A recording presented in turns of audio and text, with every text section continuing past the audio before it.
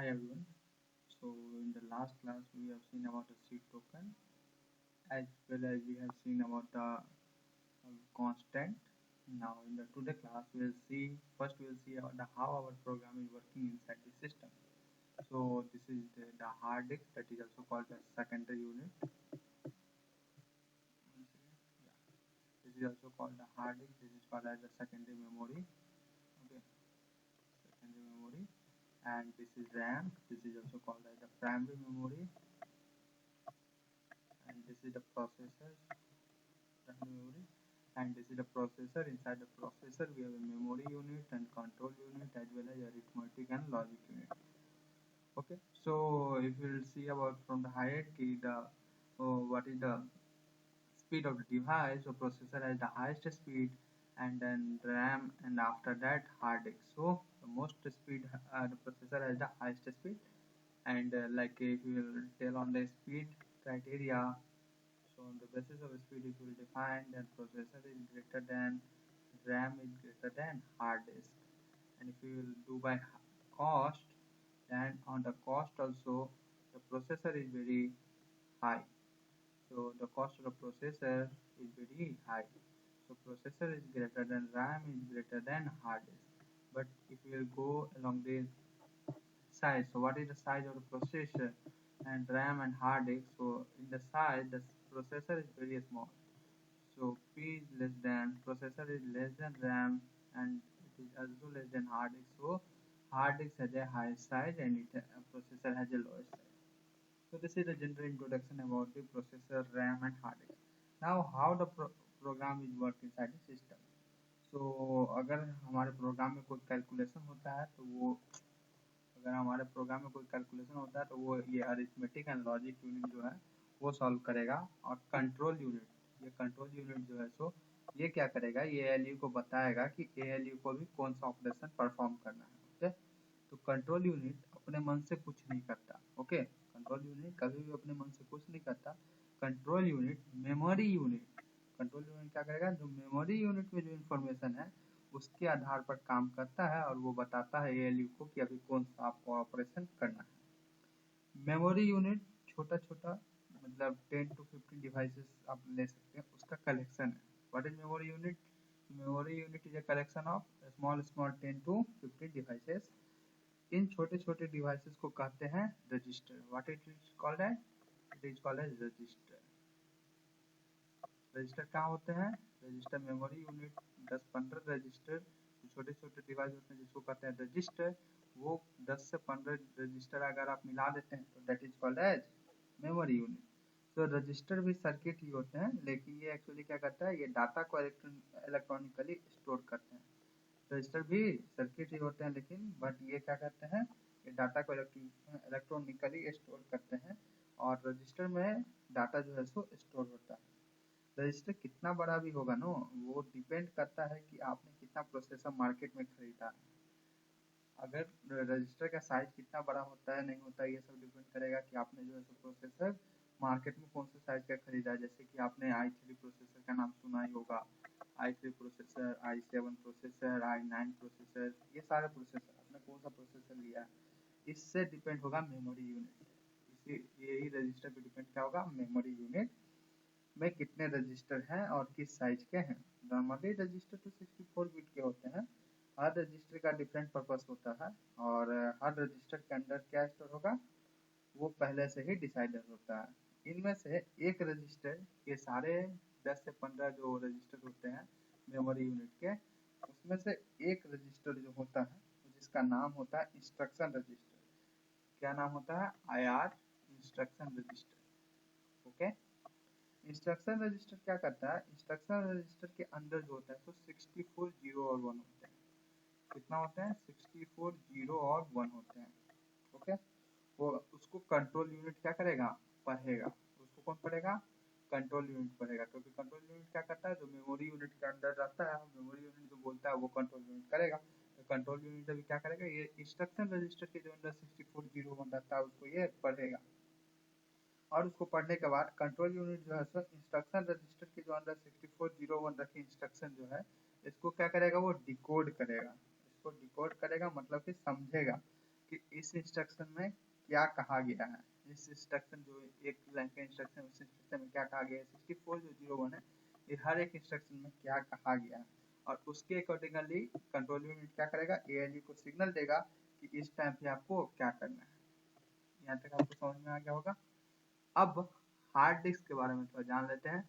ये तो हो गया प्रोसेसर के बारे में। हार्ड डिस्क क्या होता है, एक ऐसा मेमोरी डिवाइस है जिसके अंदर जो है सो डाटा परमानेंट रख सकते हैं। मतलब आपको अगर लाइट ऑफ भी हो गया फिर भी आप जो है इसके अंदर जो है डाटा रख सकते हैं। मतलब हार्ड डिस्क में आप डाटा को क्या कर सकते हैं, परमानेंटली रख सकते हैं, परमानेंटली रख सकते हैं। हार्ड डिस्क में डाटा को इरेज और चेंज कर सकते हैं।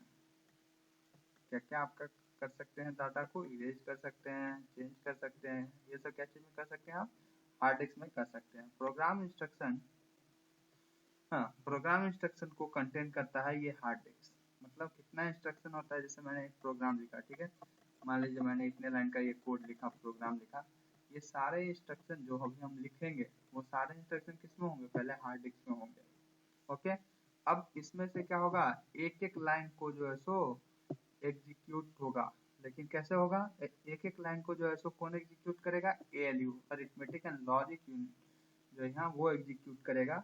वो कैसे एग्जीक्यूट करेगा, बारी बारी से, मतलब एक लाइन को एक बार में लेगा, उसको फिर हार्ड डिस्क, मतलब हार्ड डिस्क लेगा एक लाइन को, उसको भेजेगा ALU के पास, फिर सेकेंड लाइन लेगा, फिर उसको भेजेगा, थर्ड लाइन लेगा, उसको भेजेगा। इस तरह से एक एक लाइन को एक बार में परफॉर्म करेगा। ऐसा जब हो रहा है तो मतलब जब ऐसा एक बार में एक लाइन को जब वो ले रहा है तो इसका मतलब क्या हो रहा है, प्रोग्राम जो है सो हमारा अभी रन हो रहा है। इस कंडीशन को क्या कहेंगे, इस कंडीशन को कहेंगे प्रोग्राम को रन होना, प्रोग्राम रन। ओके, और जिस दौरान प्रोग्राम को ALU एग्जीक्यूट कर रही है उसको कहते हैं प्रोसेस।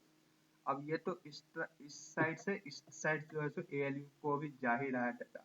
जब ALU को डाटा चल जाएगा तो यहाँ पे ALU अब क्या करेगा, ALU जो है सो इसको जो है सो अब एग्जीक्यूट करेगा। ALU जो है सो इसको एग्जीक्यूट करेगा, इसका मतलब जो है सो एग्जीक्यूट कर रहा है, इसका मतलब क्या, प्रोसेस कर रहा है।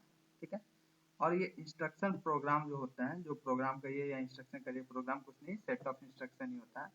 प्रोग्राम मैंने आपको कल भी बताया था, program is nothing but a set of instruction. Okay, so program is a set of instruction. What is program? Program is set of instruction. Program is set of instruction. तो ये प्रोग्राम या set of instruction जो है वो कहाँ है, अभी hard disk में है। स्टार्टिंग में कहाँ पर होता है, हार्ड डिस्क में है प्रोग्राम, हार्ड डिस्क में हमारा प्रोग्राम है।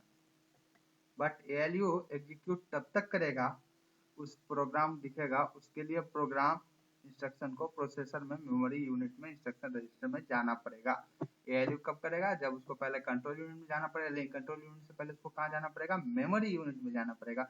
मेमोरी यूनिट से भी पहले उसको किस में जाना पड़ेगा, इंस्ट्रक्शन रजिस्टर में जाना पड़ेगा, तब जाके ALU जो है उसको एग्जीक्यूट करेगा। तो दिस इज क्लियर। अगर इंस्ट्रक्शन को, अगर मान लीजिए मैं एक इंस्ट्रक्शन अगर जा रहा है इधर से हार्ड डिस्क से प्रोसेसर में जा रहा है, अगर एक इंस्ट्रक्शन को 1 नैनो सेकेंड लगती है तो प्रोसेस होने में, बट उसको आने में हार्ड डिस्क से प्रोसेसर में, हार्ड डिस्क से प्रोसेसर आने में टाइम कुछ लगता है। मान लीजिए एक इंस्ट्रक्शन को 1 नैनो सेकेंड लगती है प्रोसेस होने में। What do you mean by process, process मैंने क्या बोला था, जिस दौरान प्रोग्राम को जो है ALU एग्जीक्यूट कर रहा होगा, ठीक है, बट उसको आने में, हार्ड डिस्क से प्रोसेसर में आने में उसको कितना टाइम लग जाता है, मान लीजिए 10,000 टाइम लग जाता है, 10,000 नैनो सेकेंड उसको टाइम लगता है। ठीक है, जिससे प्रोग्राम को रन होने में टाइम लगता है। यहाँ क्या हो गया, हमने 1 नैनो सेकेंड में प्रोसेस हुआ, लेकिन यहाँ टाइम कितना लगा, 10,000 नैनो सेकेंड, जिससे प्रोग्राम का थोड़ा स्लो हो गया। इस ओवरकम को कम करने के लिए क्या चीज यूज आया, रैम का यूज हम लोग यहाँ लाया। क्यों रैम का यूज आया, क्योंकि जब हार्ड डिस्क से डायरेक्ट प्रोसेसर में जाता था तो ये क्या करता था, बहुत ज्यादा टाइम लेता था, जिसके कारण हमें किसको लाना पड़ा, रैम को हमें लाना पड़ा। अब रैम क्या करता है वो हम देखेंगे। रैम कुछ नहीं, रैम एक ऐसा मेमोरी है जो कि यूज किया जाता है एक्टिव प्रोग्राम के, मतलब अगर प्रोग्राम आपका एक्टिव है तभी रैम यूज होगा। अगर आपका प्रोग्राम सेव करके रख तो वो हार्ड डिस्क में सेव होता है, और जब प्रोग्राम आप रन कर रहे हैं उस टाइम में वो रैम में रहता है। तो RAM is a memory for the active program, और इसमें सिर्फ टेम्पररी डाटा इंस्टॉल होता है, क्योंकि हमने देखा था हार्ड डिस्क में क्या होता है, परमानेंट डाटा इंस्टॉल होता है, बट रैम में क्या होता है, टेम्पररी डाटा इंस्टॉल होता है। इस बात को आप याद रखेंगे कि रैम में जो है सो क्या होता है, टेम्पररी डाटा इंस्टॉल होता है। जब .exe फाइल, जब आप .exe फाइल हम बना रहे थे प्रोग्राम में, उस पर अगर आप डबल क्लिक करते हैं तो हार्ड डिस्क से प्रोग्राम में जो है सो जब हम .exe फाइल जो हमने देखा था फर्स्ट लेक्चर वीडियो, जब .exe फाइल पे आप जब क्लिक करते हैं आउटपुट देखने के लिए, तो वो क्या होता है, हार्ड डिस्क से जो है सो प्रोग्राम जो है सो रैम में आती है। हार्ड डिस्क से प्रोग्राम कहाँ आती है, रैम में आती है, और उसके लिए वहाँ पे कुछ मेमोरी एलोकेट होता है। प्रोग्राम के लिए जितने जितने लाइन का प्रोग्राम है उस लाइन के लिए कुछ मेमोरी एलोकेट होती है, कहाँ पे, रैम में एलोकेट होती है। और मेमोरी इंस्ट्रक्शन क्या करता है, मेमोरी इंस्ट्रक्शन को रखने के लिए, मेमोरी जो है रैम जो है सो वो इंस्ट्रक्शन को रखने के लिए और जो डाटा को यूज करना है उसके लिए जो है सो कुछ मेमोरी को एलोकेट करवाती है, कहाँ पे, रैम में। और रैम में जो मेमोरी मिलती है वो फिक्स होती है, मतलब आपको एक प्रोग्राम के लिए इतना ही मेमोरी मिला है, अब इससे अब ज़्यादा, मतलब इतना ही मेमोरी, अब इससे ज़्यादा आप यूज नहीं कर सकते हैं, ठीक है ना, वो फिक्स होता है पहले से। चाहे आपका प्रोग्राम बड़ी हो या छोटी हो, अगर आप 2 ही लाइन का लिख रहे हैं, प्रिंट ही करवा रहे हैं, या लंबा सा आप कोई भी कोड लिख रहे हैं, तो उसके लिए भी वही, जितना इसके लिए स्पेस है उतना ही उसके लिए भी स्पेस है, तो आपको मायने में रख के करना पड़ता है कोडिंग कभी भी। और हार्ड डिस्क को एक्सेस करना तो स्लो है, क्योंकि ऑलरेडी हमने देखा कि हार्ड डिस्क से इसमें जाने में बहुत ही टाइम लगता है, इसलिए हार्ड डिस्क को एक्सेस करना क्या है, बहुत ही स्लो है। और रैम क्या है, हार्ड डिस्क से फास्ट है। तो यहाँ पे हार्ड डिस्क स्लो है, रैम फास्ट है, तो क्या हो गया, रैम से हार्ड डिस्क से जो है सो इंस्ट्रक्शन पहले रैम में जाएगी, फिर रैम से जो है सो इंस्ट्रक्शन प्रोसेसर को जाएगी, तो टाइम जो है सो कम लगेगा। टाइम क्या लगेगा, कम लगेगा, जिससे जो है सो इंस्ट्रक्शन अच्छा होगा। Hope this is clear that how a program is working inside the system. So अगर आपको अच्छा लगा होगा वीडियो तो like and subscribe. Thank you.